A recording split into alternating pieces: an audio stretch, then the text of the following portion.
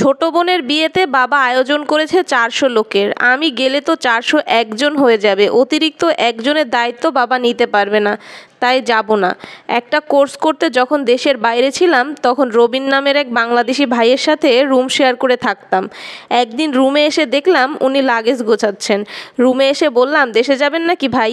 সে তো মহা খুশি। রবিন ভাই লাগেজের চেনটা লাগিয়ে বলল, ভাই 8 বছর পর দেশে যাচ্ছি, আনন্দ তো হবেই। ছোট বোনটাকে এতটুকু দেখে এসেছিলাম আর এখন তার বিয়ে হয়ে যাচ্ছে। ছোট বোনটা যখন আমাকে দেখবে খুশিতে যে কি করবে সেটা ভেবেই আনন্দে আমার চোখে পানি চলে আসছে। রবিন ভাই হাসি মুখে কথাগুলো বলতেছিল অথচ তার চোখ দিয়ে পানির জল করছিল। এমন সময় রবিন ভাইয়ের বাবার কল এলো। সে জিজ্ঞেস করলো, কিরে তুই নাকি দেশে আসবি? রবিন ভাই হাসি মুখে ওনার বাবাকে জানালো, হ্যাঁ বাবা আসবো, ছোট বোনের বিয়ে, বড় ভাই না এসে পারে। অপর প্রান্ত থেকে বাবা বললেন, তোর শুধু এত টাকা খরচ করে আসতে হবে না, বিয়ে ঘরোয়াভাবেই হবে। তাছাড়া নতুন জমি কিনেছি, টাকা পয়সার একটা বিষয় আছে না, তোর আসার দরকার নেই। বাবার সাথে কথা বলার শেষে রবিন ভাই যখন ছোট বোনকে জিজ্ঞেস করলো, কিরে তুই কি চাস আমি তোর বিয়েতে না আসি?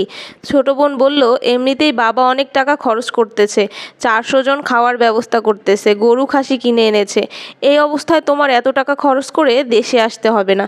রবিন ভাই ফোনটা রেখে যখন লাগেজ থেকে কাপড়গুলো নামাচ্ছিল তখন ওনাকে জিজ্ঞেস করলাম, ভাই আপনি দেশে যাবেন না?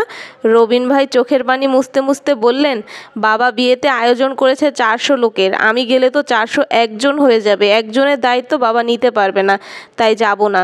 সেদিন নিজ চোখে একজন প্রবাসীর কষ্ট দেখেছিলাম প্রবাসীদের সাথে তারই কাছের মানুষের কেমন নির্মম আচরণ করে। প্রতিদিন কাজ শেষ করে রুমে এসে রবিন ভাই তার ছোট ভাইকে ফোন দিত আর বলতো, বাড়ির আশপাশটা একটু ভিডিও করে পাঠিয়ে দে। এতে ছোট ভাই বিরক্ত হতো, ফোন রেখে দিত। অথচ সেই ছোট ভাইকে কয়েকদিন আগে বাইক কেনার জন্য টাকা পাঠিয়েছে।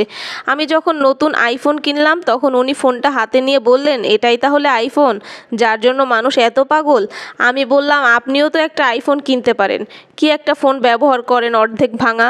উনি হেসে বললেন, কিনবো একটা আইফোন ছোট বোনের জামাইয়ের জন্য। আমি ওনার দিকে তাকিয়ে মনে মনে ভাবতে লাগলাম, সব প্রবাসীরাই কি এমন হয় যারা নিজের জন্য একটুও ভাবেন না? প্রতিদিন রাতে রবিন ভাই খুব কাশতেন। রবিন ভাইকে বললাম, ভাই এবার অন্তত একটা ডাক্তার দেখান, শরীরের অবস্থা খুব একটা ভালো না। উনি কাশতেই বলতেন, এখানে ডাক্তার দেখাতে যত টাকা খরচ হবে সে টাকা দিয়ে বাবা নতুন একটা জমি কিনতে পারবেন। আমি রেগে বলতাম, তাই বলে ডাক্তার দেখাবেন না? উনি হেসে বলতেন, কয়েকদিন পর ডাক্তার দেখাবো, আসলে ছোট ভাইটা নতুন ব্যবসা করবে তো যার জন্য অনেক টাকা পাঠাতে হবে। এই অসুস্থতার কারণেই রবিন ভাই একদিন হুট করে পরপারে পাড়ি জমান।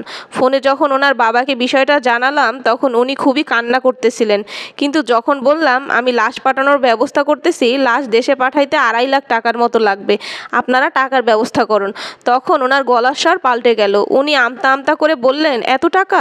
যে ছেলে জীবিত থাকতেই দেশে আসতে পারলো না তার লাশ দেশে এনে কি করব? তোমরা ওখানেই কোনো একটা ব্যবস্থা করে ফেলো, আর শেষবারের মতো ভিডিও কলে আমার ছেলেটার মুখটা একটু দেখাও তো। আমার তখন ইচ্ছে করতেছিল ওনার মুখে থুতু মারি, যে কিনা নিজের সন্তানকে টাকা বানানোর মেশিন ছাড়া কিছুই ভাবতো না।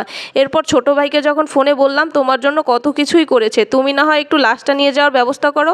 ছোট ভাই তখন উত্তর দিল, ভাই নাকি তার জন্য কিছুই করেনি। এরকম উত্তর ছোট বোনও দিল। অথচ এই ভাই বোনের সকল সকাল্লাদ রবিন ভাই প্রবাসে কামলা খেটে পূরণ করত। চোখের সামনে একটা মানুষের লাশ পড়ে আছে, অথচ আমার মনে হচ্ছে এটা কোনো মানুষের লাশ নয়, এটা একটা টাকার মেশিন যেটা অচল হয়ে গেছে, এখন আর কারোরই চাহিদা মেটাতে পারবে না। এটা একটা হতভাগা প্রবাসী ভাইয়ের স্টোরি। অনেক প্রবাসী ভাই আছেন যারা বছরের পর বছর বাইরে কাটানোর পরেও তাদের পরিবার চায় না মানুষটা দেশে ফিরে আসুক। পরিবারের মানুষ তো মনে করে সে একটা টাকার মেশিনটা যতদিন টাকা দিতে পারবে ততদিন তার গুরুত্ব আছে, আর যখন টাকা দিতে পারবে না তখনই সে মূল্যহীন।